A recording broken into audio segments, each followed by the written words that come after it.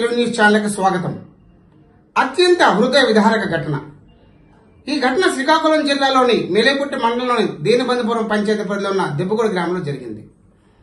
అక్కడ ఉన్న గ్రానైట్ సమీపంలో ఒక బాంబులు కూడా ఉంచిన బాంబులు పేలడంతో ముగ్గురు గ్రానైట్ కార్మికులు అక్కడికక్కడే మృతి చెందారు. ఆ ముగ్గురిని రామారావు గాను, ఆ తర్వాత అప్పన్న గాను, ఆయన వయసు 48 సంవత్సరాలు, మరియు తమిళనాడుకు చెందిన ఆర్ముగం గాను ప్రాథమికంగా గుర్తించడమైంది. ఈ ఘటనపై స్థానికులు తీవ్ర విచారాన్ని మరియు భయాన్ని వ్యక్తం చేశారు.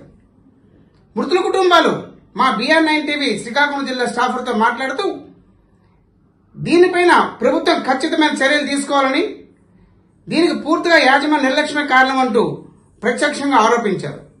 ఈ ఘటనపై బాధ్యులపై చర్యలు తీసుకొని స్థానికులు కూడా కోరుతున్నారు. పోలీసులు ఘటనా స్థలానికి చేరుకొని ప్రాథమికంగా దర్యాప్తు చేస్తున్నారు. పూర్తి వివరాలు తెలియాల్సి ఉంది.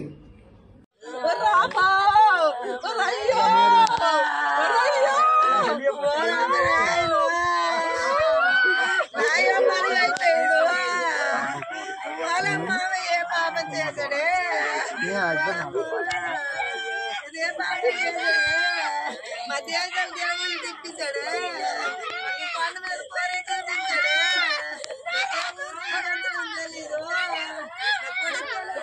తెలీదు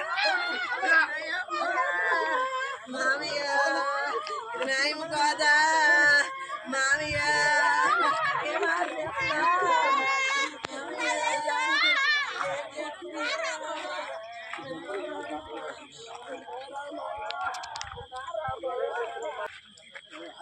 వారి అది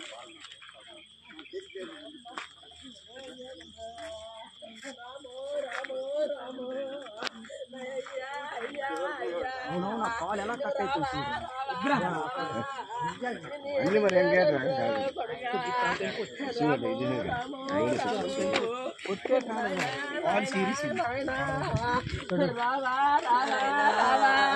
మాకెళ్ళడమే మా దేవుళ్ళు చూపించారా, మా నదులు చూపించారా?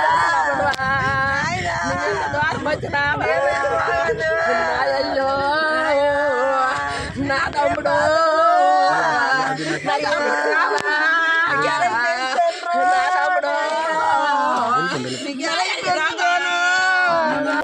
BR9 టీవీ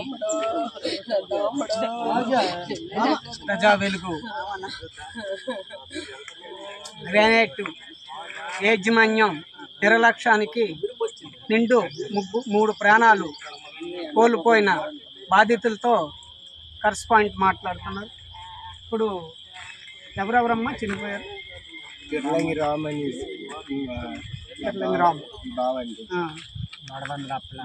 బడవందల అప్పన్న ఒక తమిళ వాళ్ళ తండ్రి పేరు ఆర్ము, ఆయన పేరు ఏదో తమిళ. ఆయనకి మ్యారేజ్ అయ్యాలి పిల్లలండి, అందరికీ పిల్లలు. ఇది బాబు ఏం చదువుతున్నారు? గురుకుల పాఠశాల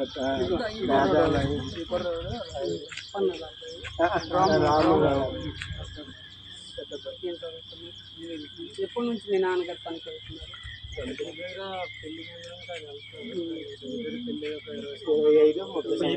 30 సంవత్సరాలు అయిపోతుంది.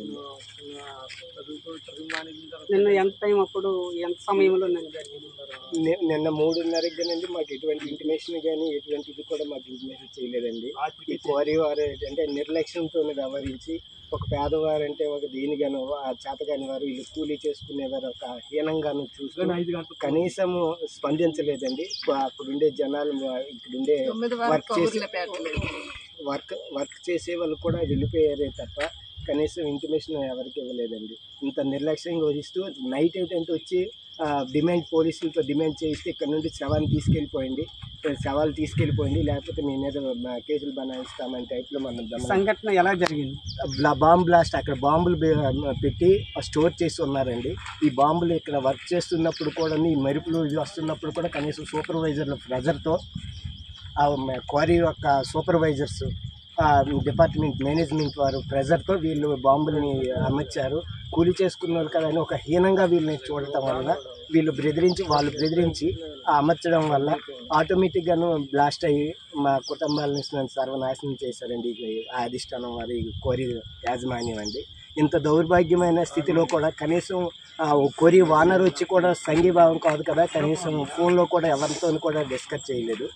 చేయకుండా వాళ్ళు చేసేది ఏంటంటే ఎంతసేపు కూడా బాడీని తీసుకెళ్ళి ఇక్కడ ఉంచొద్దు అని చెప్పేసి, అంటే ఒక ఇరు దేశాలు వేరే పాకిస్తాన్కి ఇండియాకి యుద్ధం జరిగితే ఆ మానవ శవాలని ఏంటంటే దాన్ని సక్రమంగా ఆచారం ప్రకారమైన ఇచ్చేసి చేస్తారు. అలాంటిది ఆనవాళ్ళు చెరిపేయడానికి, బాంబ్ బ్లాస్టింగ్ ఆనవాళ్ళు చెరిపేయడానికి వాళ్ళు ఏంటంటే ఎత్తిపోయి మొత్తం కూడా బాడీని పొక్లీన్తో అతి హీనంగా ఇచ్చేసి బండిలో వెహికల్ ఈ మహేంద్ర వెహికల్లో ఎక్కించేసి పొక్లి అక్కడే కళ్ళు చేతులు కూడా కొన్ని అవయవాలు అక్కడే వదిలేసి ఇదిగోండి ఇక్కడ ఉంది శవాలు కుప్పలాయి చేశారు. అంత హీనంగా అంటే మానవత్వాన్ని మంట కలిపే ఈ కోరి వానర్స్ చాలా హేళనగా వర్కర్స్ని, పేదవారైన లేబర్ని చూస్తున్నారండి.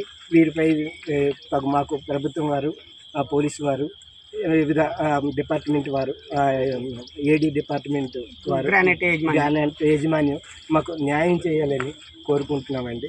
ఇది నా పేరు హ్యామ్సన్ శ్యామ్ అండి. మాది కొత్తపేట. మా చెల్లేనండి, వాళ్ళ బాబులు. ఇది చిన్న వయసు అండి. ఈ పిల్లలు అనాథులైపోయి ఈరోజు ఎలా బ్రతకాలనేది కూడా రోడ్డును పడిపోయామండి. ఏం చేయాలనేది తోచక రాత్రి నుండి ఇక్కడే రోడ్లపైనే పడుకొని కాపలా కాసుకుంటున్నామండి. ఈరోజు గ్రానైట్ యాజమాన్యం నిర్లక్ష్యానికి 3 ప్రాణాలు కోల్పోయిన కుటుంబానికి ఖచ్చితంగా యాజమాన్యం, అలాగే ప్రభుత్వం, తర్వాత ఇక్కడ క్రమశిక్షణలో గ్రానైట్ కోరీల మీదన ఖచ్చితంగా చర్యలు తీసుకోవాలని ఈ రాష్ట్ర ప్రభుత్వానికి కానీ, ఈ రాష్ట్ర వ్యవస్థ నడిపిస్తున్న గ్రానైట్ యాజమాన్యానికి కానీ చర్యలు ఖచ్చితంగా తీసుకోవాలని BR9 TV కోరుతుంది.